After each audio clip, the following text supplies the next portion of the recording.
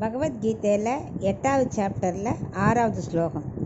யம் யம் வாபி ஸ்மரன் பாவம் த்யஜத்யந்தே கலேவரம் தம் தமேவைத்தி கௌந்தேய சதா தத்பாவ பாவிதக. இப்போ இதுக்குள்ள அர்த்தத்தை பார்க்கலாம்.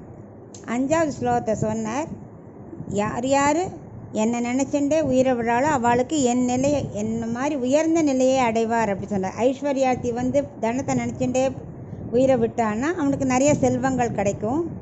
ஆத்மாவை அனுபவத்தையே வேணும், பிணி மூப்பெல்லாம் வேண்டாம், பிறப்பெல்லாம் வேண்டாம் நினச்சின்னு கைவல்யார்த்தி தியானம் பண்ணிட்டே உயிரை விட்டான்னா அவனுக்கு அந்த அனுபவம் கிடைக்கும்.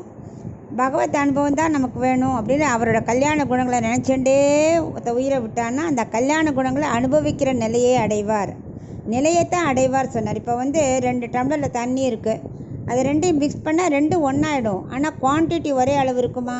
பெருகிடும். அது மாதிரி இப்போ ஜீவாத்மா பரமாத்மா மிக்ஸ் ஆகிடுதுன்னு அப்படி அப்போ என்ன 2 கண்ணனா? அப்படி இல்லை. ஜீவாத்மா பரமாத்மாவோட அனுபவத்தை அனுபவிக்க தொண்டு செய்கிற பக்குவத்தை அடைவார். அதனால் அந்த போன ஸ்லோகத்தெலாம் சொல்லிகிட்டு இருந்தார்.